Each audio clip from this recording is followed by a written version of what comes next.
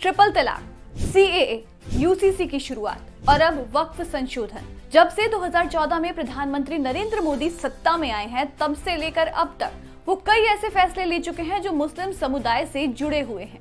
ऐसे फैसले जो हमेशा इतिहास में दर्ज रहने वाले हैं। ये फैसले ऐतिहासिक जरूर रहे, मगर इनको लेकर के विवाद और विरोध भी जमकर हुआ। तो चलिए बात करते हैं मोदी सरकार के उन बड़े फैसलों की जिन पर बवाल तो हुआ, मगर उसके बावजूद भी सरकार अपने फैसले पर टिकी रही। ट्रिपल तलाक। 22 अगस्त 2017 को सुप्रीम कोर्ट ने 3 तलाक पर फैसला सुनाते हुए उसे असंवैधानिक घोषित कर दिया। इसके बाद सरकार इसे आपराधिक बनाने के लिए बिल लेकर के आई। 28 दिसंबर 2017 को तब कानून मंत्री रहे रविशंकर प्रसाद ने लोकसभा में मुस्लिम महिला विवाह अधिकार संरक्षण बिल पेश किया। फिर 2019 में ये बिल कानून बन गया। इसका उद्देश्य था 3 तलाक को इल्लीगल करना, क्योंकि इसके जरिए मुस्लिम समुदाय के पति अपनी पत्नियों को प्रताड़ित करते, उन्हें अपनी मनमर्जी से कभी भी तलाक दे देते और वो पीड़ित पत्नी कुछ भी न कर पाती। तो इन महिलाओं को इस पीड़ा से बचाने और उन्हें सशक्त करने के लिए सरकार ने ये कानून बनाया। इसके तहत आरोपी पति के लिए 3 साल की सजा का प्रावधान तय किया गया है।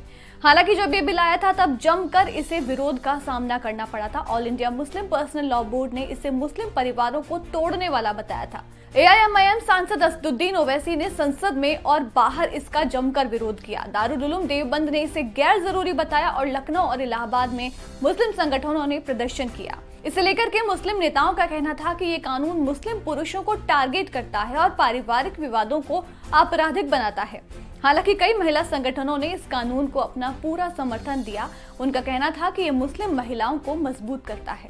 नागरिकता संशोधन कानून, सीएए, सिटीजनशिप अमेंडमेंट बिल जब आया, तब सिर्फ राजधानी दिल्ली ही नहीं बल्कि देश के कई राज्यों और शहरों में खूब बवाल हुआ।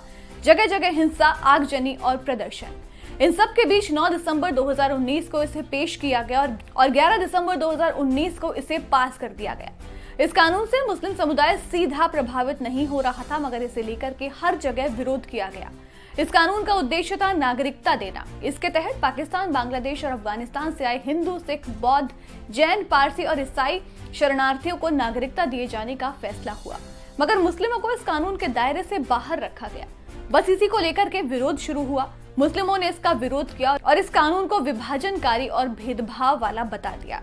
एनआरसी के साथ इसे जोड़ करके देखा गया और इसे लेकर के दंगे तक भड़क गए। दिल्ली से यूपी तक कई जगह आंदोलन हुआ, हिंसा भड़क उठी और माहौल इस कदर बिगड़ गया कि पुलिस को एक बार तो गोली तक चलानी पड़ गई थी। हालांकि इसे लेकर के शांतिपूर्ण आंदोलन भी किए गए। शाहीन बाग में इसके विरोध में महीनों तक आंदोलन चला। मुस्लिम महिलाओं ने इस आंदोलन में बढ़ चढ़कर हिस्सा लिया। हालांकि सरकार ने इसे लेकर के भरोसा दिलाया कि इससे किसी की भी नागरिकता नहीं जाएगी। ये अल्पसंख्यकों को शरण देने के लिए है, ना कि किसी की नागरिकता छीनने के लिए। Uniform civil code, UCC. Uniform civil code यानी कि सभी धर्मों के लिए समान कानून। शादी से लेकर तलाक और उत्तराधिकारी चुनने तक हर धर्म के लोगों पर एक ही कानून लागू हो। बीजेपी सरकार लगातार इस पर जोर दे रही है और इस दिशा में आगे भी बढ़ रही है। उनका कहना है कि ये देश में समानता को बढ़ावा देगा और संविधान के अनुच्छेद 44 में भी इसका जिक्र है। हालांकि ये अभी कानून नहीं बना है, मगर उत्तराखंड में इसे लागू कर दिया गया है और गुजरात में सरकार इसे लागू करने की तैयारी कर रही है। वहीं इसे लेकर भी मुस्लिम संगठनों ने आपत्ति जताई है। AIMPLB ने इसे मुस्लिम पर्सनल लॉ पर हमला बताया है। उनका कहना है कि इससे उनकी सांस्कृतिक और धार्मिक पहचान खत्म हो जाएगी। हालांकि इसे लेकर के फिलहाल बहस जारी है। वक्फ संशोधन बिल। इन 3 बड़े फैसलों के बाद अब सरकार वक्फ संशोधन बिल लेकर के आई है, जिस पर भी खूब हंगामा हुआ। संसद से लेकर सड़क तक इसका विरोध किया गया। इसके पीछे सरकार का कहना है कि वक्फ संपत्तियों में भ्रष्टाचार और दुरुपयोग को रोकने के लिए इसे लाया जा रहा है। साथ ही ये भी तर्क दिया गया कि महिलाओं और पिछड़े मुस्लिमों को इससे फायदा पहुंचाया जाएगा। वहीं मुस्लिम संगठन इसे लेकर के सरकार पर आरोप लगा रहे हैं कि मुस्लिम समुदाय पर ये हमला है और उनकी संपत्तियों को छीनने के लिए सरकार ये कानून ला रही है।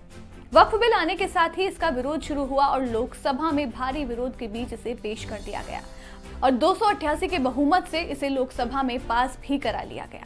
तो मोदी सरकार के वो बड़े फैसले, वो बड़े कानून जिनका विरोध तो हुआ, मगर उसके बावजूद सरकार उन पर डटी रही और उनको कानून बना दिया।